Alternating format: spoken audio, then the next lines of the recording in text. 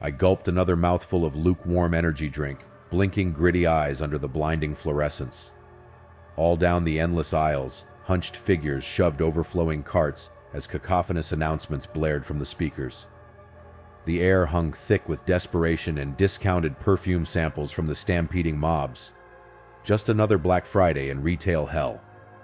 Leaning heavily on my cash wrap, I fought to stay alert as the endless tide of shoppers continued to bash through entrance doors now hanging drunkenly from their hinges.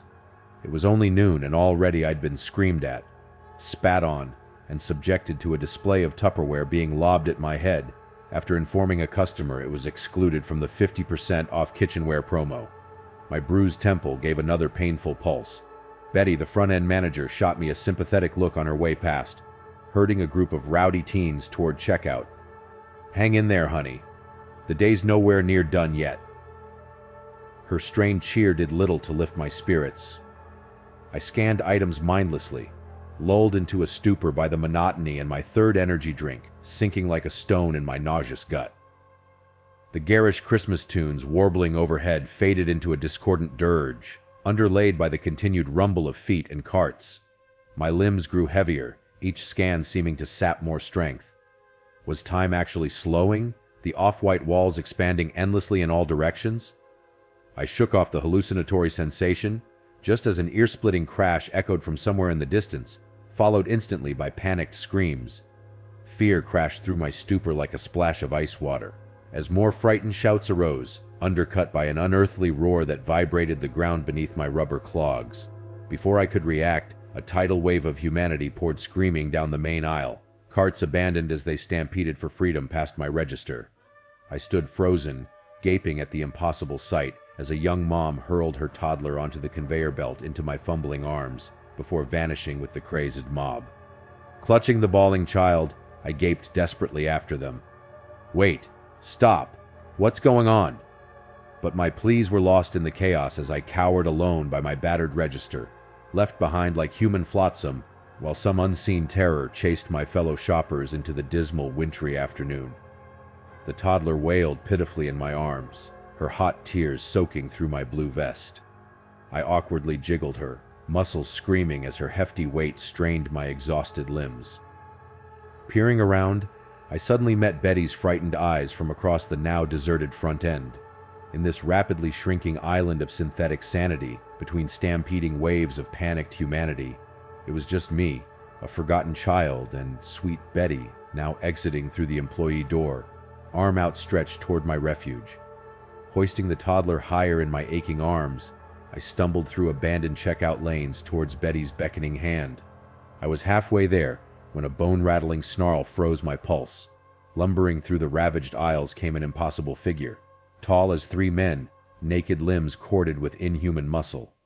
Matted fur bristled along hunched shoulders as claws tipped with cracked yellow talons dragged behind it. The misshapen head swung low beneath the tall shelves, lips peeled back from jagged teeth built for tearing flesh. Dead black eyes found mine across the shadowed lanes, and a red tongue licked eagerly over blood-slickened fangs. Pure primal horror jolted through my veins. I turned and ran, floundering desperately towards Betty as she screamed my name. Blind terror propelled me past scattered aisles. Behind, heavy paws pounded closer before I was jerked violently off my feet, the child ripped from my grasp.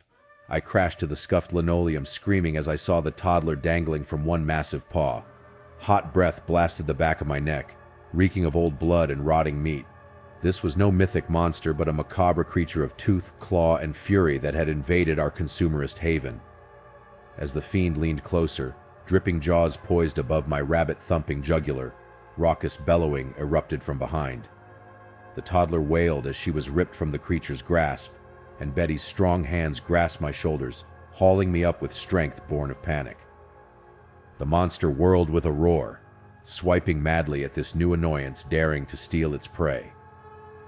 Betty and I fled blindly, crashing through storage doors into gloom littered with pallets. Behind us came the rending of metal as inhuman wails of frustration echoed through the concrete corridors. Crashing outside into gray daylight, I risked a desperate glance backward before the closing door separated us from the creature's fetid pursuit. Dark liquid pooled around the mangled entrance, where one mammoth paw still strained toward our fleeing backs. A gut full of buckshot protruded from its shaggy bulk. The creature had met some manner of defense in its ravaging hunt through the consumerist maze. But as the battered door clanged shut, I harbored little hope such a minor barrage could halt that behemoth's bloodthirsty quest. Panting white clouds of condensed horror, Betty and I clung together in the icy parking lot, the rescued toddler wailing between us. Whatever hellish hunger had invaded our capitalist Mecca and unleashed such a fiend, I only prayed its malignance had not spread beyond those garish walls, into the sprawling cityscape beyond. Sirens keened closer through the frigid air, heralding ineffectual human defense against the impossible monstrous thing still lurking within those warped walls, waiting to resume its carnivorous hunt.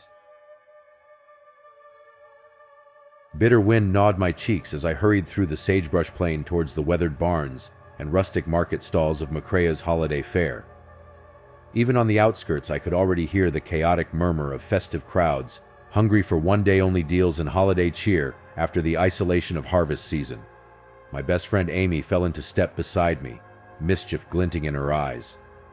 "Ready for some good old Black Friday madness, Jess?" I grinned nervously, tugging my thrift store puffer tighter against the chill. Most years I avoided the structured chaos of big-box retailers on Black Friday, but when hard-working Amy asked me to keep her company on her annual shopping spree, how could I say no? Even if crowds and clutter overwhelmed my rural sensibilities, I owed it to my oldest friend to face the holiday crush with good humor. We paid our $5 entry fee to a bored teen at the gates. As we ventured past hand-painted crop signs into the market's makeshift lanes, the agricultural pavilions normally bursting with blue ribbons and fresh produce, now overflowed with everything from handmade quilts to fishing tackle and pet clothing. Hollering vendors waved samples on sticks to tempt hungry shoppers. I shook my head wryly. Quite the change of pace, ain't it? "It's amazing," Amy squealed. "Everything's so cheap." As she towed me eagerly through the lively throngs, her enthusiasm proved infectious. My nerves settled as I admired booths filled with charming trinkets and biscuits redolent of cinnamon and nutmeg. By lunchtime, our bags bulged with great deals on gifts, and Amy was buzzing higher than a maple syrup harvest. "Best Black Friday ever," she crowed through a mouthful of hot turkey sandwich. I had to agree. The country fair was a welcome change from the crushing press of urban consumerism. Bellies full, we decided to conclude our spree by browsing the 4-H barn near the back pastures. I peered curiously at a booth filled with painted gourd ornaments, while Amy chatted with Ms. Bogdanov, our old woodshop teacher, about a hand-carved rocking horse. Amy's delighted laugh echoed down the musty corridor. "It's perfect for a J. I'll take—" Her words morphed into a confused shriek. Heart-lurching, I whirled around, searching wildly through milling shoppers for danger. Then movement overhead drew my gaze upwards to the shadowy rafters. There, camouflaged among bales of hay, crouched a hunched figure with 2 long arms and gnarled limbs. My scalp prickled as dead black eyes stared down, unblinking. Nostrils flared, sniffing the air like a predator detecting prey. Before I could scream a warning, it sprang from its perch, scuttling spider-like down the wall. Chouse erupted. Amy crashed into me, propelling us back through panicked crowds now stampeding for the exits. I risked a horrified glance over my shoulder and wished I hadn't. The creature prowled the barn on all fours, an elongated parody of a human skeleton with clothing hanging in tatters from its jerking limbs. It paused under a neon exit sign, head twitching unnaturally. Then it turned, fixing its soulless gaze upon my face. My heart seized as recognition stirred in those fathomless shark eyes. This was no animal. Some sinister purpose, as cold and calculating as a serial killer, lurked in its searching stare. And somehow, impossibly, it knew me. My skin pebbled with atavistic dread under that appraising hunger. The lighting flickered. In the jittery strobe, the creature seemed to multiply, filling the barn with dozens of twitching forms crawling spider-like between panicked bodies. I didn't wait to see if it was tricks of light or reality. Gripping Amy tight, I plowed blindly through the chaos. We burst from the suffocating corridors into open pastures dotted with skinny trees. The autumn sky pressed down dull and heavy, leaching all color from the scene. Fog rolled across stubbled fields, enshrouding the parking lot horizon. It was as if the world itself had been erased, leaving only a nightmare limbo hunted by demons. Risking a glance back at the barn, I glimpsed an impossible tide of creatures swarming like ants over the walls. At our panicked flight, they flowed swiftly downhill through the skeletal orchard. Amy's hand tightened on mine with bruising force. No breath for speaking, no thought but escape. Into the mist we fled for endless minutes, unable to outrun the sinister rustling always at our backs. Then salvation appeared, a lonely farmhouse crouching behind a peeled paint gate. With a sob, I dragged us toward that soul haven. If we could just get inside. The heavy wooden door shuddered open under our frantic shoves before slamming shut behind us. In the stale dimness, all was coffin still, but for the ragged wheeze of our lungs. Gradually our pulse quieted. Amy slumped beside me against the scarred oak planks, half laughing, half sobbing with hysterical relief. Then came the scraping, nails clawing down warped clapboard outside, the echoing scrape and rasp of something determined, seeking. Hunting us still. Amy's hand found mine once more in the gloom, gripped tight and clammy but infinitely reassuring. As the unholy sounds circled hungrily beyond cracked walls, we held fast to fragile hope in each other. Whatever demonic forces had transformed ordinary folk into an army of horrors unleashed on this rural refuge, we could only pray the old farmhouse would shelter us from their tireless hunger. At least until daylight banished the nightmares into shadow, or the last of our luck ran out.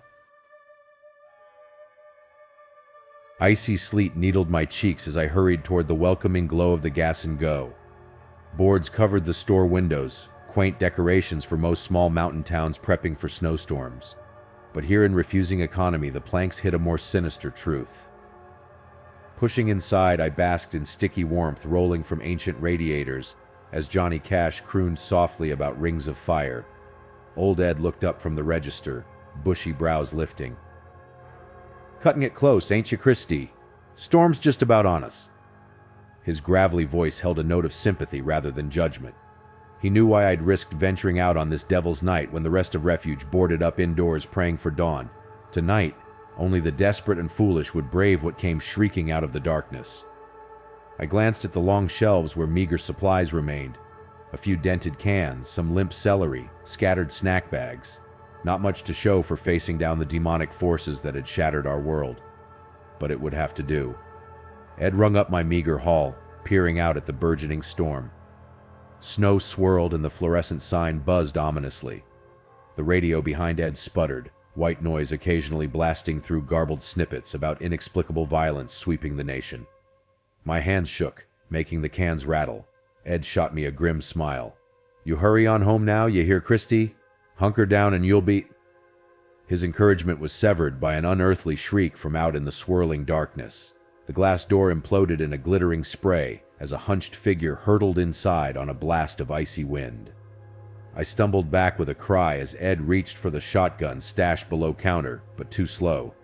The shambling creature, flesh hanging in oozing ribbons, was upon him in seconds.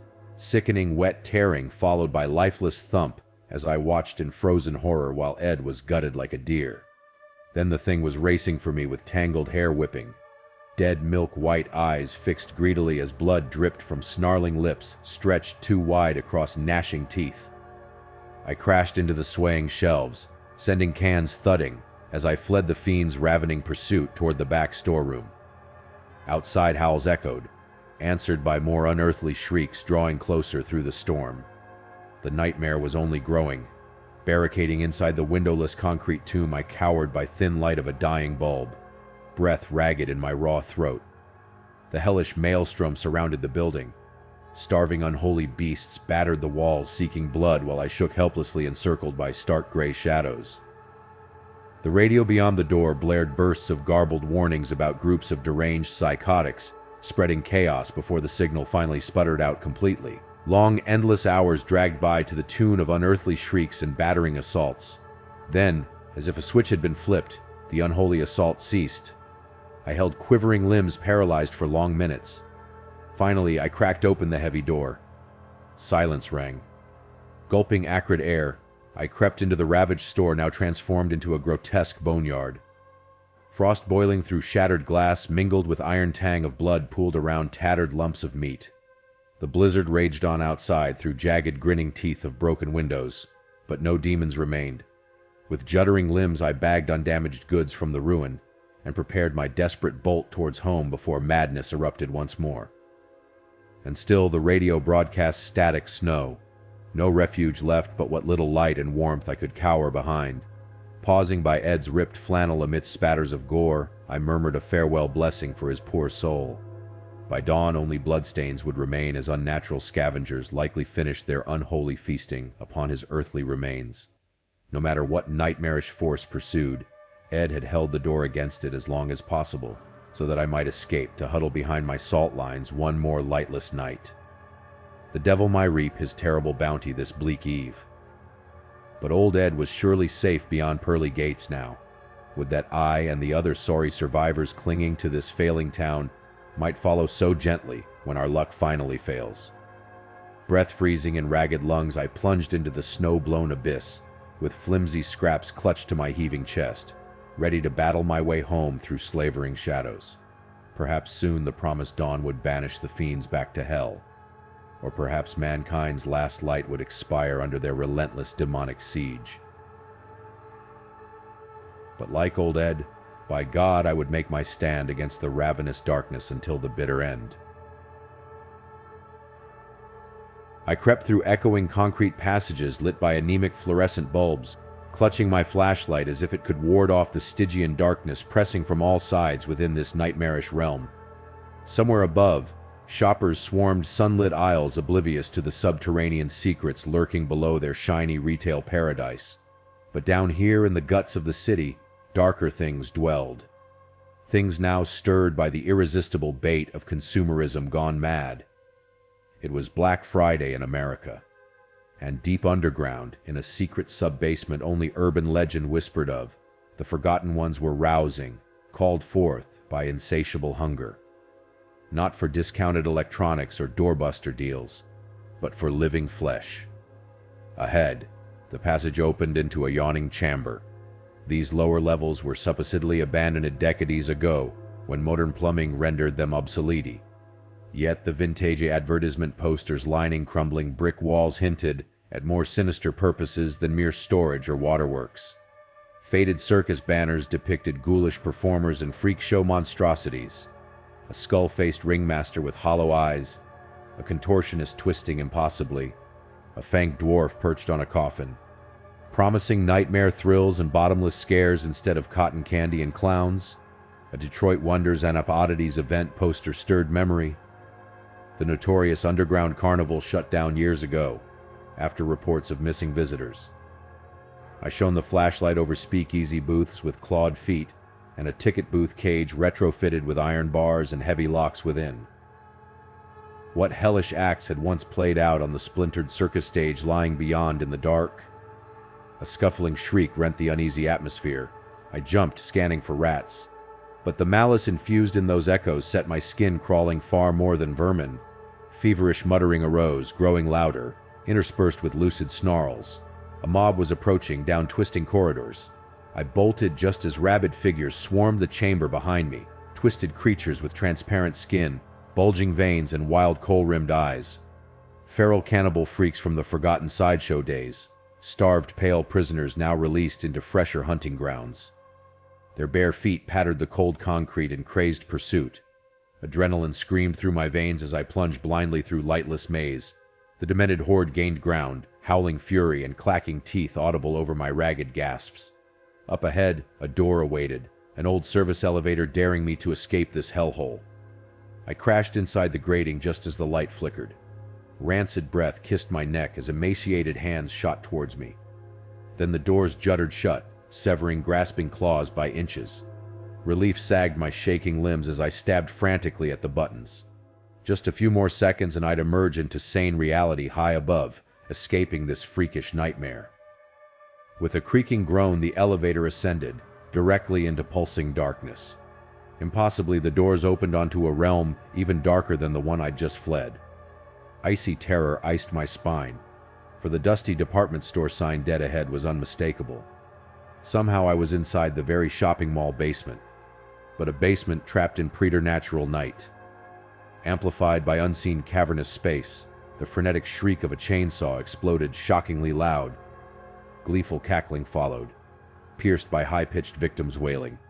Squinting desperately through ragged shadows, I glimpsed the department store gift wrap station ahead, now transformed into an insane workshop, a decoration, and death.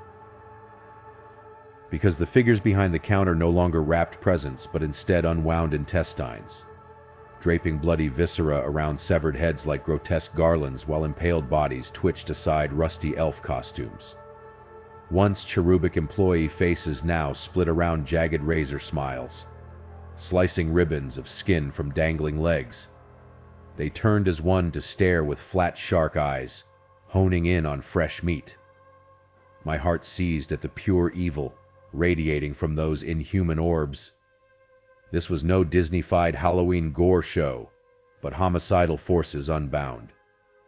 I backpedaled fast as they sprang over the counter, pointy wrapping scissors brandished.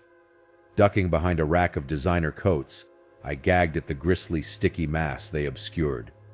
Still warm remnants of former shoppers cocooned in silk-lined body bags, while skeletal arms silently pulled for rescue from cashmere tombs. A cry sounded behind. I whirled just as a dismembered hand clutched my ankle with uncanny strength, gazing in horror at its owner, a golden blonde still impossibly blinking up from the red-streaked floor. I barely registered the words she choked past exposed trachea. "Rue! Run! Krampus comes!" Her remaining eye flicked wildly sideways. I tracked her glance and beheld hooved feet approaching through the glistening abattoir. Enormous, hairy, taloned, attached to a towering furred form straight from ancient lore.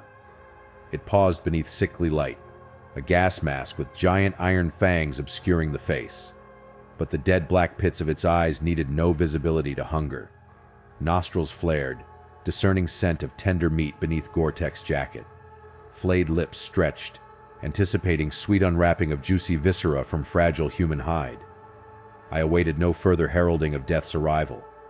Fueled by survival instinct alone, I abandoned the blonde to her fate and plunged straight into the deep shadows swarming with slayer elves. Better to face those grinning deviants than the monstrous Krampus, now bellowing outrage at my retreat. Dodging slicing blades and grabbing hands by pure adrenaline, I crashed wildly through unseen obstacles. Behind, the pounding footfalls of the Yuletide demon boomed closer in malefic pursuit. Somewhere nearby must lurk stairs or escalator. Any escape from this cursed realm overlaying the bright, cheerful shopping destination above. I no longer cared if I emerged into sanity or sunlit insanity of holiday madness. Any realm seemed better than this nightmarish township seated in obsidian darkness.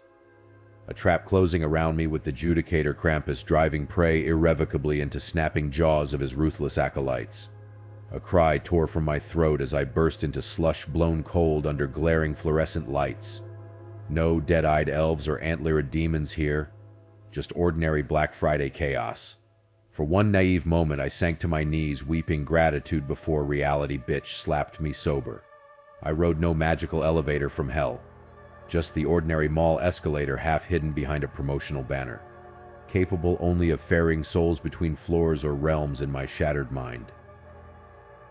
Because as nearby screams erupted afresh inside Victoria's Secret, ushering another flood of rabid customers clutching pepper spray and hair extensions bloody as scalps, I realized with dawning dread that perhaps no magical dimensional doors ever parted reality here. Perhaps the lunacy infecting my fellow shoppers simply sank taproot straight down into that primordial darkness dwelling always inside men's souls, awaiting merely an excuse to emerge. And no harvest holiday narcotic proves more potent to unleash our lurking depravities than Black Friday. Stumbling through jostling crowds already curtained by encroaching numbness, I fled those tempting seedbeds of evil buried far below.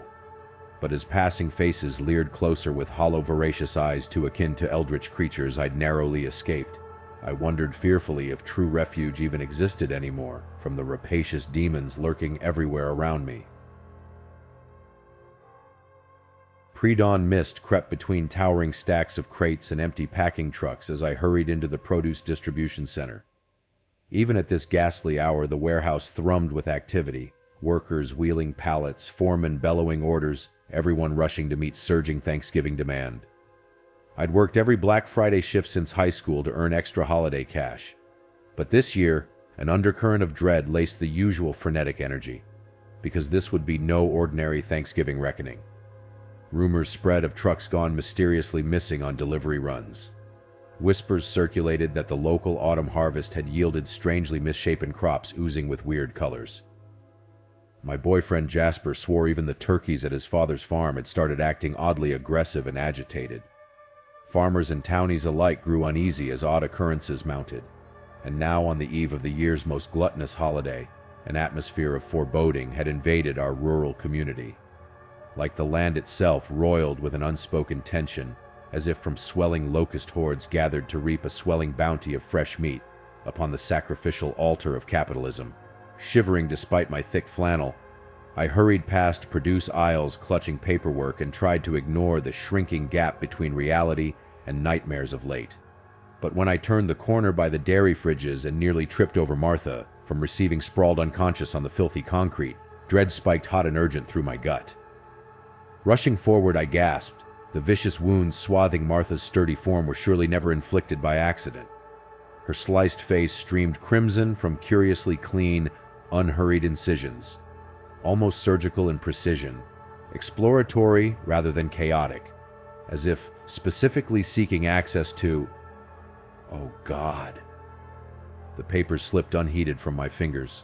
Martha's abdomen gaped in an impossibly clean aperture straight through flesh and muscle to splayed ribs and plundered organs. She moaned, stirring feebly to lift one slashed arm beseeching aid before the light left her eyes completely. Too late. Martha was beyond all earthly help now. Metallic slithering rasped from the gloomy aisle behind. I spun, peering wildly into the produce display's lurid colors muted to gray. Between pyramid stacks, hunched forms scuttled on all fours, too large for dogs or cats, yet exuding predatory menace. My scalp prickled as their crooked limbs propelled them closer through the mist-cloaked rows. I ran. Feet pounding and breath rasping raw, I hurtled madly toward indistinct exits. But there came a mighty crash, followed instantly by screams and desperate cries all around. Lights sparked overhead as I slid out onto the central hub walkway. All around lumbered misshapen beasts in ragged, bloody smocks. Snuffling, biting, and rending, they ravaged writhing bodies scattered across the concrete. Ropey viscera steamed while skulls popped under monstrous jaws. No shadowy, isolated threat this, but full-scale slaughter swarming the complex. I choked back wild panic, spying the far outlet gate still miraculously untouched. As I bolted over blood-slicked tiles, these charnel creatures froze as one to fix upon my racing form with chilling awareness. No animal hunger lurked in those cold, brutish eyes, but a singular purpose: destroy. Fueled by self-preservation, I hurtled toward freedom, their thunderous pursuit rattling the vast chamber. The safety door neared, beckoning refuge. Suddenly, Jasper's beloved face swam before me, his farewell kiss searing my cheek that very dawn.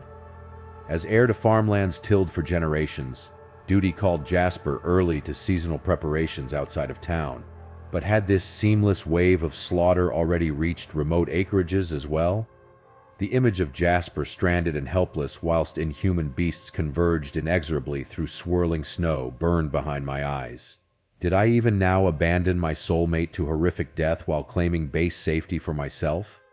Had facilitating this mindless carnage and chaos comprised merely the unholy horde's first objective? I skidded to a stop mere yards from escape as my beloved's distant screams echoed in my heart. Jasper still lived, and so hope yet remained, however fragile. But no doors could bar such relentless evil forever alone. All of civilization shuddered at stake this bitterest harvest dawn. Squaring my shoulders, I turned from the beckoning gate. From their scattered pursuits, the creatures shrieked triumph, surging forward en masse, expecting easy prey cornered willingness. Instead, my hand closed on Martha's bone handle within its final offering. My roar echoed amidst steepled cargo and concrete as I charged amidst the sea of teeth and claws. Before this fighting daughter of farmers, the hellish tide momentarily drew back. Come then, spawn of perdition. Tonight we dine in heaven, or dine not at all.